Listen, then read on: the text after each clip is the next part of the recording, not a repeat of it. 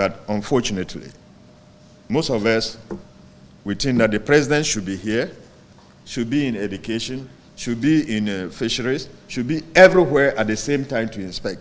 That will not happen because he's a human being. We are all presidents. As long as you get appointed, and as long as you are even the head of a unit in a hospital, you are the president. And we have to do our part. Because depending on what we do, that is how the society will be. And I say this to we, the technocrats. Sometimes we blame politicians, but we are the worst. Because we even go to the politicians to influence them to get what we want as a favor.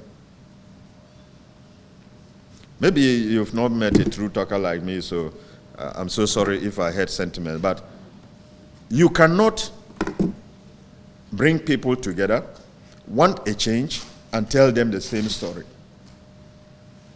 And this is what I said quite recently in Geneva.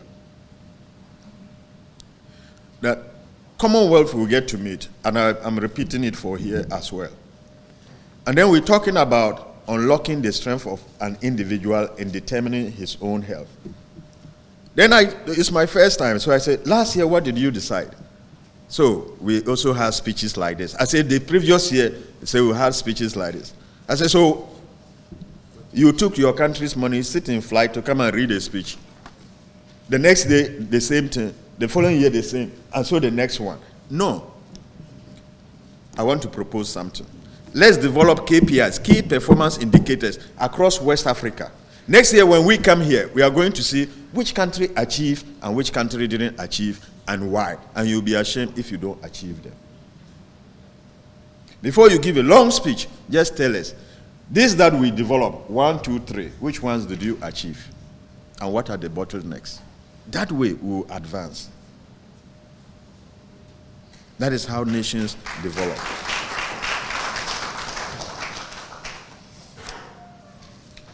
Anyway, they say it is common to say that health is a right. But the reality is that right to health remains equally accessible across much of West Africa.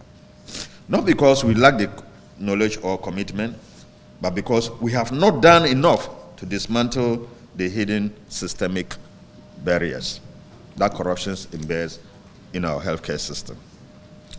Corruption in the health sector is not just an administrative bottleneck, it is a matter of life and death. Every cedi, every naira or franc diverted from health budgets through mismanagement, procurement fraud, ghost workers, or informal payment is a direct assault on the health and dignity of our people, especially girls, women, and those already living on the margins. Corruption comes in several ways. Sometimes it appears in white coats, sits behind a procurement desk, is integrated into a health commodity supply chain system, or embedded in the policies that benefit the few while excluding the many. And as I say, this includes both the givers and the takers. Take, for instance,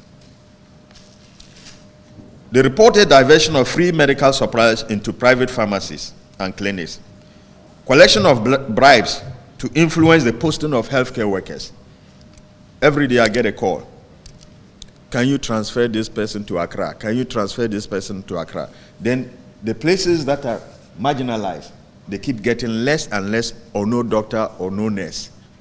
And then we come back and we say, let's try to attain universal health care. Somebody should tell me by magic or by what. So once we do that, we are contributing to making health a challenge to the marginalized. We cannot achieve inclusive healthcare when informal payments are normalized, where access to treatment is determined by connections, who you know in the hospital. And as I say, all Ghanaians sitting here and all those who are part of Ghana, as long as you find yourself in Ghana's territory, His Excellency the President says primary health care is for free. And if you go to the hospital and somebody, you don't need to know somebody. Report. We are establishing a desk. There will be somebody seated there. If you have a complaint, I know most of us don't want to write. We don't want to document. Because sometimes we even believe that if we document and leave our names, there will be, no, there will be somebody there. You tell him, I went to this place, they are saying A, B, and C. They know how to call, and we will bring sanity into the system. And this is part of the resetting agenda. But we cannot do it alone. We will need your help. Ladies and gentlemen, to promote this ownership and accountability, I would want to say, let's keep it by developing our KPIs. In Ghana, under the leadership of a directive of His Excellency, the President, we are determined to, one, institutionalize accountability at all levels. Prioritize fair staff remuneration and incentive rural posting. Posting transparency and accountability frameworks will be developed. Community oversight mechanisms will be developed. And we already have this community scorecard system where we want the community to evaluate us. And fortunately, we've made it in a way it's digitalized. So I sit in my office and I see the community, what they think about a health facility. It's by colors. If you are red, you get called. If you get red twice, I'm sorry.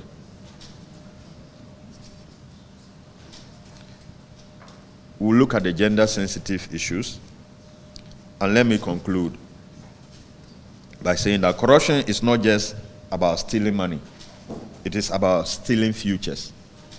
If you steal, you are stealing the future of the society. Do not forget, corruption thrives where silence prevails. When we all allow it to fester into our hospitals, we are denying children the chance to grow up and be healthy.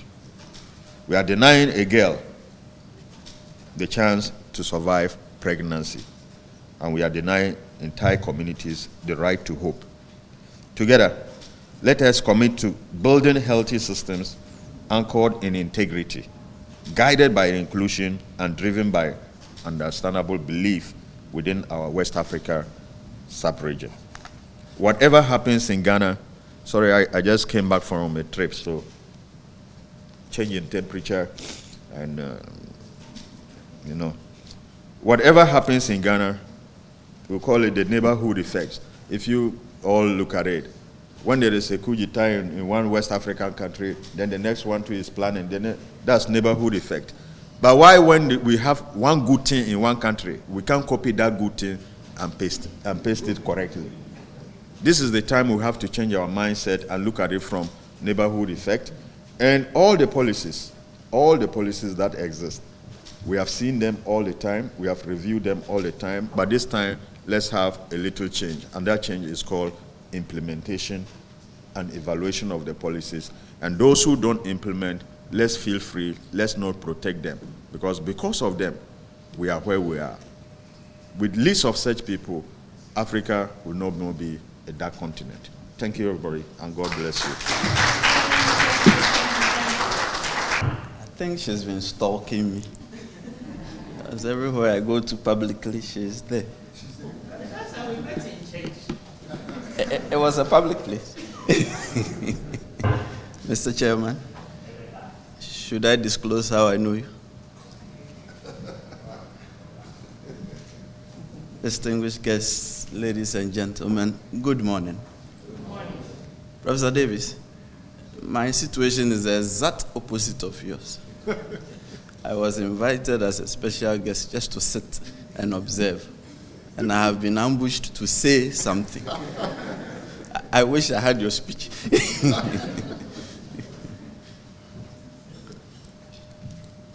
Mr. Chairman, corruption is debasing us. Corruption is stifling us. We cannot enhance access to education and health care for women based on the way we are fighting corruption now. The theories are not bearing out what we are encountering on the ground. the theories do not match the practice. Corrupt actors are becoming very ingenious if you preface it with this. We can only do this in respect of our assigned tasks if we reimagine the way we are fighting corruption. If we reconceptualize the fight against corruption and ground it in a functionally specific way and not based on theoretical constructs. Functionally specific way, I mean, in our context now. How do we fight corruption and address the problem in such a way that education of the girl, healthcare to the females would be well founded? That is what I mean. And it is upon this that last week the Office of the Special Prosecutor made proposals to the Constitution Review Committee for constitutional reforms. And we have called for a dedicated chapter on anti-corruption with a framework definition of what we mean by corruption. If I were to ask all of us around here what corruption is, we will only describe activities and not be able to firmly pin it down. And we have called for the constitutional drafters to express society's opprobrium in the Constitution and how we want to fight corruption. And we believe that upon this basis, rising from these ashes, we will be able to tackle the problem more forcefully. I am glad that the Director General of Ghana Health Services here and the Director General of, see the way I'm looking at you, and the Director General of Ghana Education Services here. The two of you have walked into an ongoing investigation. I hope you know that. It is not you. You were not there. But all I'm saying is that in reference to the practice, in reference to corrupt actors, we are seeing unbelievable forms and new forms, which really is mitigating against education generally and healthcare provision. In your sector, we are finding, and I believe, as you said, neighborhood effect, this will not be too different from the situation in our neighboring countries. We are finding that some surgeons are performing surgery without the need for it, just because they want the money. In your sector, we are finding officers claiming monies and facilities for non-existent schools. In your sector, we are finding that people are carrying around laptops, and this is to caution. They may do so to you very soon. I'm sorry I'm saying this in public without first having told you. With the Director General's signature on their laptops, giving out appointment letters on their laptops wherever they go, and purporting to be appointing teachers and pocketing the proceeds thereof. In your sector, that's because we've done more work in your sector than his sector. In your sector, we are finding that head teachers are validating non-existent persons for payment of salaries. And so you would recall that was 2 weeks ago in the High Court in Tamale, 6 persons were convicted on their own plea in a plea bargain arrangement with the Office of the Special Prosecutor. And we recovered 106,000 cedis for the state. Now, don't dwell on the amount. Dwell on the principle, which is that we are being overwhelmed on the ground. When I say we, I don't mean the OSP. I mean the nation. we are being overwhelmed on the ground in respect of the activities of corrupt actors. And so, all in the diaspora gathered here today, I charge you,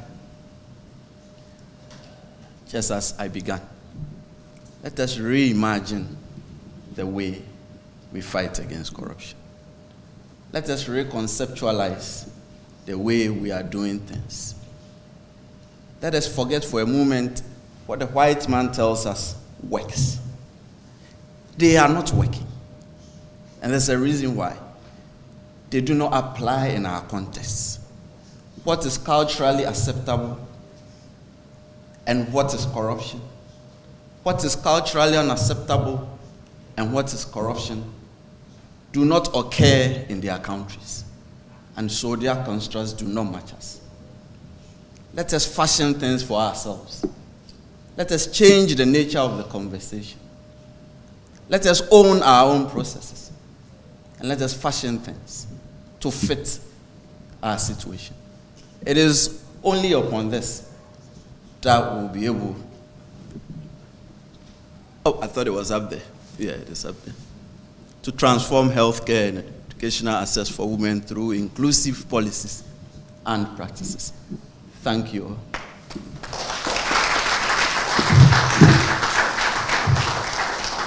Thank you very much.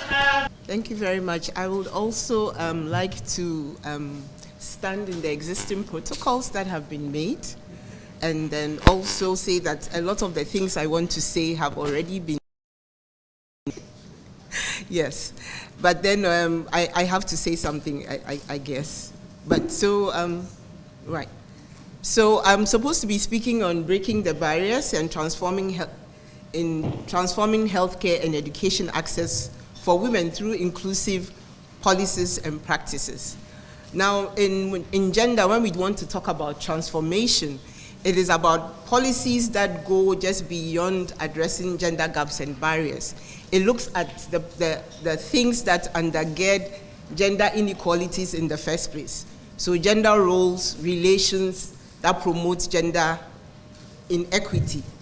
And I'm going to attempt to use Ghana, because that's what I'm familiar with, not the other countries, to see how we can address these things and address these inequalities in education and women. I believe the Director Generals, both of them spoke about some of the policies that are in the ground that are being implemented to bring about transformation. So maybe we want to interrogate some of them to see whether they are really transformational.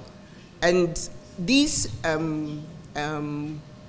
gaps and barriers are on both the demand side for education and healthcare and the supply side of education and healthcare. And they are undergirded by economic, geographical, cultural, and systemic factors. Okay. Now we know that, what is it? I want to start with the health sector. How does it, women access healthcare? Their accessing of healthcare is influenced by their socioeconomic and demographic factors. Their ages, their marital status, their employment, wealth, education, and so on. And whether they have access to things like health insurance, radio, TV, and so on, it all impacts their healthcare seeking behavior. Now, like I've talked about it, these things are undergirded by these gender norms. Do they have permission from their husbands or significant others to seek healthcare? What are the stigmas, taboos around seeking healthcare? What is their preference? Do they prefer traditional medicine, for example? What is their care burdens at home? Their workload. It impacts their ability to seek healthcare. Hallelujah. And then also, for example, these care burden issues, it is estimated that only about 31% of women have leisure time, as opposed to maybe 10% of men. The same for girls. They spend sometimes up to 50 hours a week working at home. So that obviously impacts their ability even to, in school, sometimes to perform, because the workload is heavy. We know financial barriers, out-of-pocket payments. If there are no health insurance, it impacts them. Even though we have NHIS asking on the books, saying that women don't have to pay for women-specific services. So we know, like the maternal health care services and sexual reproductive health care services. But is that the case? We know that under the table charges happen. Professor Kaba alluded to it. You will go, they will say there are no supplies. You have to go and buy. They will tell you which pharmacies and which labs to go to. So all these things impact their ability to even access these things. And then the big issue that he talked about, geographical access. We know how big of an issue that is. And therefore, if we want to come up with policies that are transformational, that are actually going to bridge the gap, then we should be looking at those regions that have more, the poverty dimensions are highest. And we have the data. Right now, at the recent 2020 multidimensional poverty status has shown us the 5 regions that have the highest levels of poverty. So when you're talking about access, and I'm sure if we looked at the data about CHIPS compounds and so on, we will find out there are supposed to be about 6,500 of them. But then also, a lot of them are not functional. When we talk about this geographical access, there are things like transportation systems, working there, when you get to the facilities, supplies, equipment are not there. At the various levels, what is supposed to be there is not supposed to be there. I mean, it's not there. But then we look at how high corruption is, and the data shows us that we can build like 1,200 schools. We can face our schools under trees just by doing the right things. But then what is the problem? The problem is corruption. I mean, they talked about it, procurement, padded contracts, and all those things. So there's a lot that we have to do in the health sector to address this. Shortage of health workers. We know that we are supposed to have, I think, 4.45 nurses per midwives and doctors. But what is the case? We do not have that. Now we know that they are the frontliners. Nurses are frontliners. Like he talked about, what do you call it? Having a nurse in the, when he was growing up, it was a health post. Now we have the CHIPS compound. So yeah, community health workers or community health officers. They have to be women. What are some of the pragmatic steps that we can take? And I've worked in the health sector before with Dr. Kaba. And when I was there for years, we talked about one of the things, and I believe the education sector the same, about taking health workers and teachers to remote areas so that they can work. We've talked about things in this country like doubling salaries for them so that they can go. And like he said, we cannot, if we just do the talk and we don't put in the measures and put the money, our money where our mouths are, we will not get anywhere. And like our Transparency International, I forgot, Mr. Kainda talked about, 30 years down the line, we've come from a place of gender-blind policies to we've done gender-sensitive, aware policies, sensitive policies, responsive policies. If we want to be transformational, these are the things we should do. In the places that we know that access to healthcare and education is lowest, that is where we should cite health facilities. That is where we should give incentives to people to go and work, doubling their salaries, tripling their salaries, if that is what it will take. Putting schools there so that their children will get schools. That is what we should do. We have talked enough, and he talked about KPIs. Unless we do that, it will not happen. I didn't ask you, Esther, how many minutes I have. You have overshot your time. Okay. All right. So this is what I'm saying, that we have come a long way. This is the time now. We need to be gender intentional. We have fragments of policies, but these policies we should put. If I were to go to the health sector or Ghana Health Service website or Ghana Education Service website, will I see a gender policy? He talked about it. a gender strategic plan that has clear KPIs. I was telling him that he had told my story. Monitoring and evaluation frameworks that has, how should I say, done proper sex disaggregated data and an analysis with all these things I'm talking about, with all this information for the various levels of education and healthcare delivery. And we know where the multidimensional areas of poverty are. And we have put in all the interventions that are measurable with targets and indicators that at the end of 5 years, at the end of maybe 3 years, 5 years, 10 years, we can say that this is where we have come from and this is where we are now. Now you go to our schools, you will not find any gender-based violence because it is awash with zero tolerance everywhere you go. There are pictures, there are this, the teachers know that it is not happening here. We have teachers and women role models for our girls. And let me say that, and when we usually do this, patient health worker ratios, we should do it for women too. So not only the one that is masking the inequality, we have to break it down to indicators which shows gender parity. Maybe we need to begin to do teachers to girls ratio, female teachers to girls ratio, so that we can see, because they act as role models. And the nurses also act as role models to girls. So we want pragmatic things. We need bicycles for girls in places where the schools are far, so that the girls can ride to school. We also need, we have talked about the period poverty. I think that, I don't know whether it was Prof. Carver or Prof. Davis who talked about it, but the amount of money that the government has provided is for 2 million girls. Apparently, there are about 3.4 million girls. So that money is obviously not enough. Apart from that, it's only about 60% of our schools who have functioning toilets, safe toilets for the girls to go to. Safe toilets means that not only is it segregated, there's running water, or even there's a tippy tap that they have done that they can use. Because if she has to go, you have given her the pad, but she cannot go and change herself. There's no place to change. And I was looking at a female teacher talking about this, and I was even thinking about her, the female teacher herself. Okay, she was talking about this, and you should see the structure. It was an overgrown place.